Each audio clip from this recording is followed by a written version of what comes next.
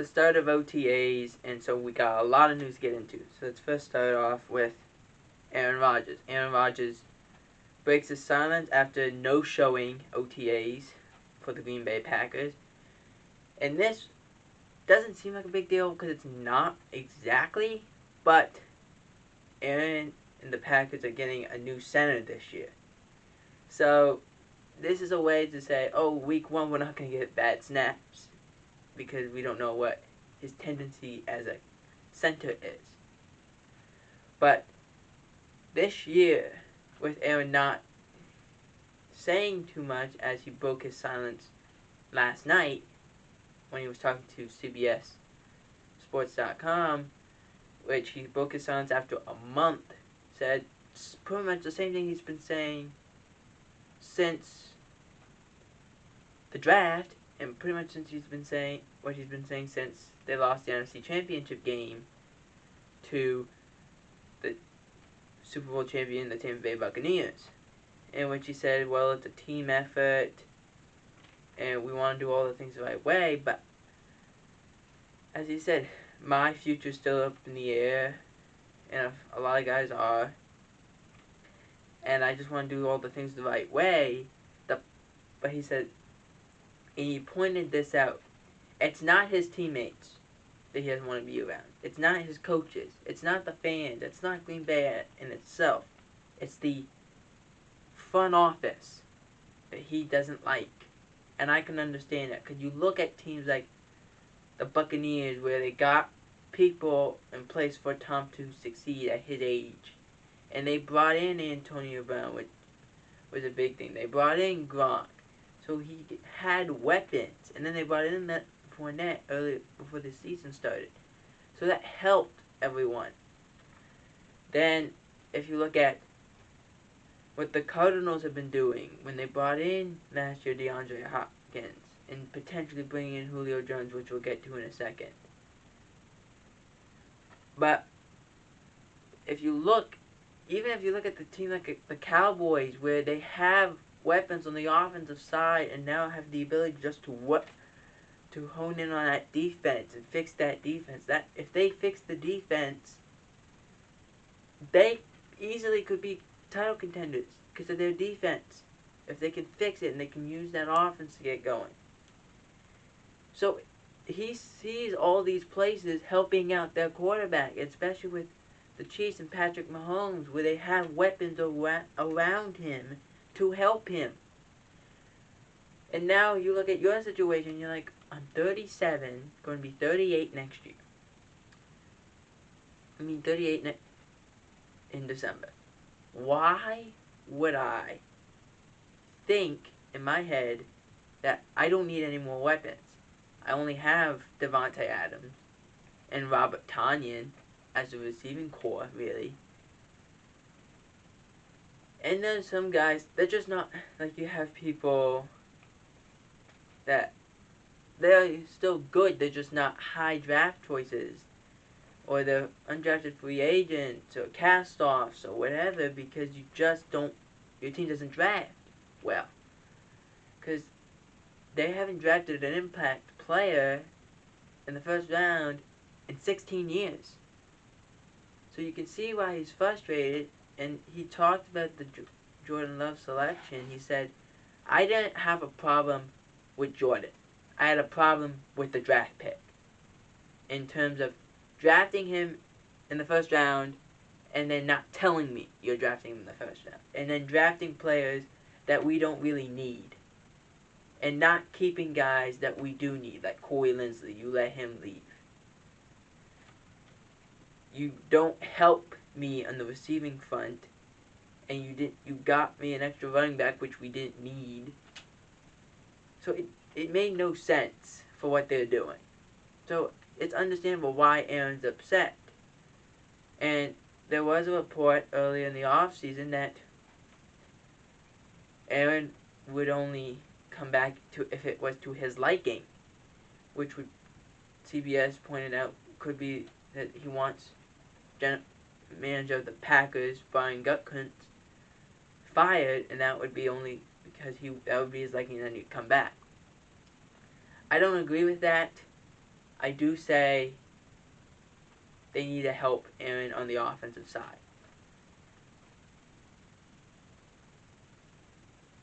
The Cowboys signed a speedster by the name of Johnny Dixon. Johnny Dixon, in the 2019 draft combine, ran a 4.41 in the 40-yard dash. Most likely he's just going to be a practice squad guy, probably to mirror what Tyreek Hill would be like in the early to mid of the season, and they'll just put him on the practice squad and let him mirror some guys around. That's probably how it will go. Former Giants safety Adrian Colbert signs with the Patriots.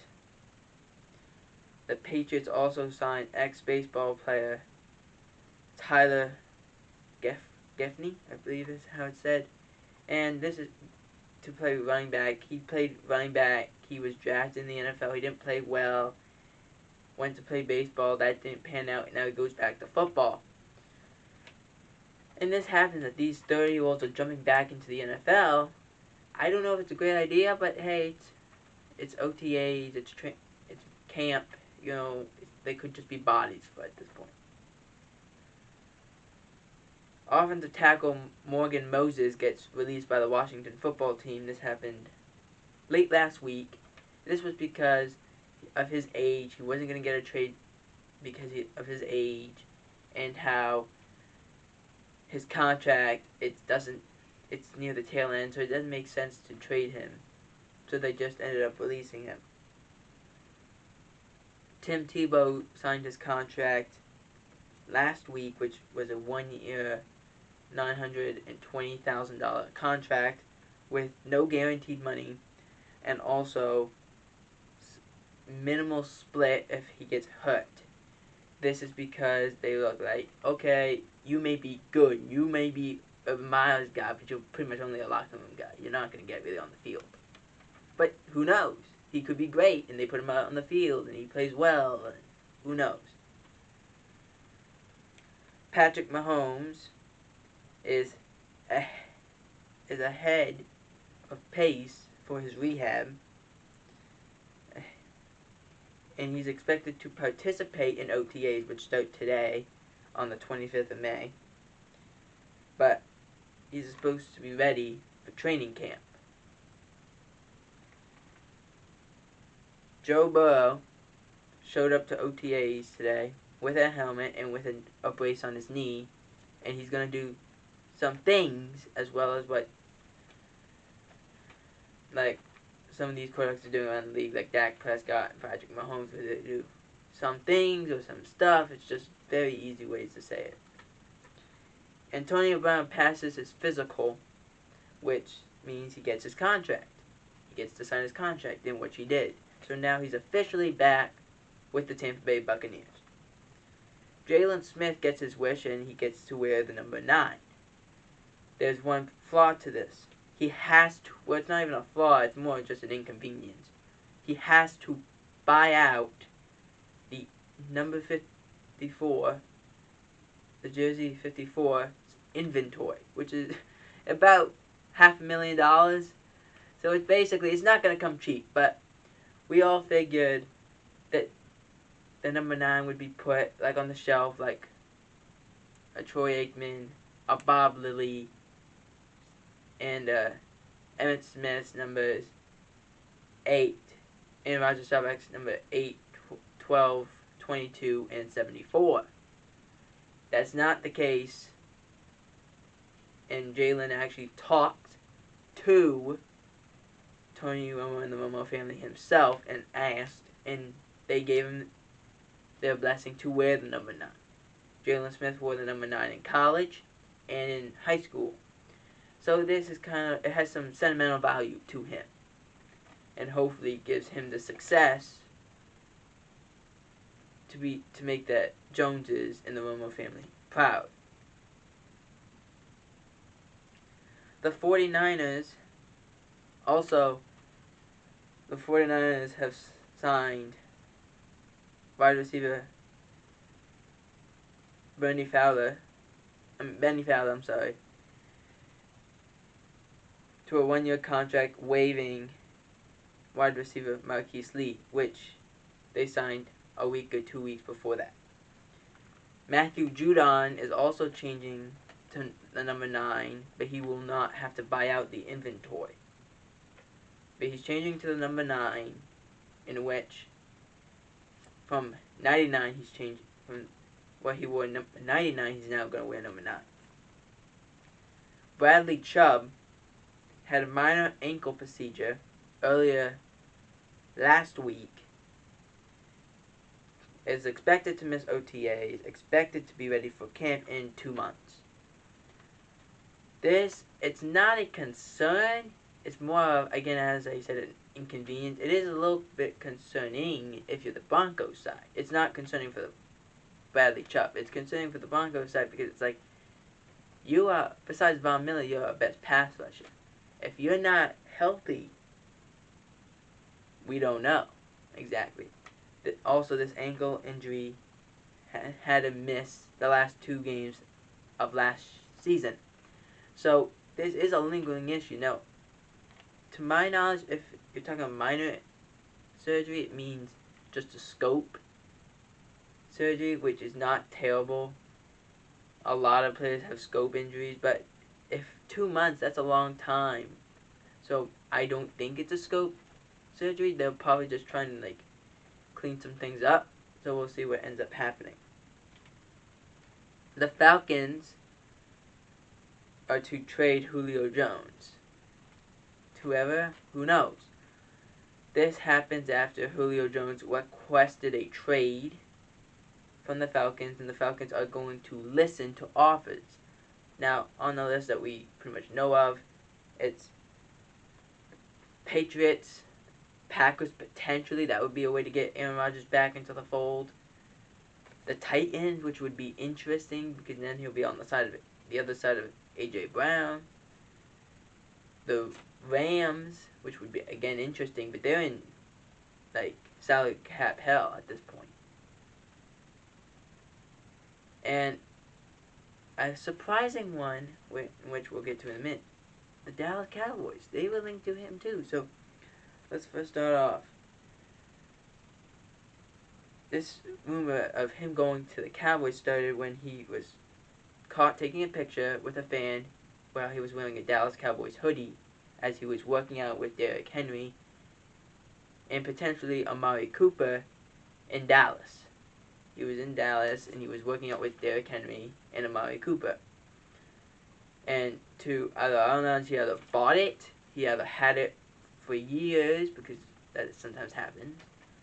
They have all kinds of hoodies from other teams, or it could have been that Murray gave it to him. Either way, he was caught taking a picture with the Dallas Cowboys hoodie. Now, this is not a big deal because it doesn't make any sense. Now, the only reason why it doesn't make sense of how much the teams would try and trade for. A first-round pick, I don't think you're going to get for Julio Jones. Not off last year's production, anyway. He's 32 years old, played 9 games last year, had a hamstring injury, and he hasn't played the same in the last year and a half. So, it's a little concerning. That would be the only reason that he would go to, and also because of his contract. His contract is so big. He has a $15 million cap hit this year, which the Cowboys don't have that kind of cap to give. They would have to restructure, move some guys around. But that doesn't work. But the only thing that would have helped would have been if and he would want a new contract most likely on top of that. But Dak, if he was willing to be wide receiver 4, which would not probably happen, but if he was, sure. But if you're a team like the Cowboys, what would you have to trade in exchange for Julio Jones? If you're Atlanta, you're expecting probably Michael Gallup and a pick. That's a lot. And I don't know if the Cowboys would be willing to do that because of obviously the salary cap, but because of, Michael Gallup's only on your team for, again, 1 year. and cheaply, so it's not worth it. The Patriots is an interesting selection. The Packers are interesting, but the Rams, and the reason why that they were linked to both the Cowboys and the Rams was because his former coaches on the Cowboys and on the Rams, as the former defensive coordinator Raheem Morris is now the Rams defensive coordinator. He was the wide receiver coach at one point when Julio was there just dominating the league. His best years were when Raheem Morris was his wide receiver coach. And the other one is obviously Dan Quinn, and I know we're hitting a very old drum at this point, but Julio has said when Dan Quinn was let go, how he loved playing for Dan Quinn because he allowed the coaches to do their thing, to teach the way they wanted to teach. That's what Dan Quinn gave you. So he loved playing with Dan Quinn, he loved playing with Raheem Morris, so obviously it makes sense that those two places would be linked to him, but it doesn't make any sense in terms of the money. There's too much money to say any of that. Now, this was all because he admitted on Undisputed that he was leaving Atlanta. And now, here's the reason. Shannon Sharpe called him on Undisputed, and Julio picked up and said he was out of Atlanta. He wasn't going to stay in Atlanta. And then the second thing he said was he wanted to win. I understand that, but here's the thing. I don't know if Julio knew he was on TV or on radio. I don't think he knew, to my knowledge. Because if he doesn't know, obviously it makes him look bad, but it makes Undisputed look bad for not saying, hey, Julio, you're on Undisputed. Can you tell us about this? You know, they didn't say that. Shannon Sharpe just asked him. And so it's kind of strange because if he didn't know he was on Undisputed, now you got a situation on your hands. Because Julio is now, there's a chance that Julio could sue you, and that could be the end of the show. So who knows exactly. But if he did know, and he hadn't, like obviously we knew he requested a trade with the Atlanta Falcons. If he didn't tell them before, and they found out on television, that would have not been a good situation either. But if Julio didn't know he was on television when he said that, that's a very messy situation. But what do you guys think? Where should Julio Jones go? And what do you think of Joe Burrow actually getting to be in OTAs? You decide.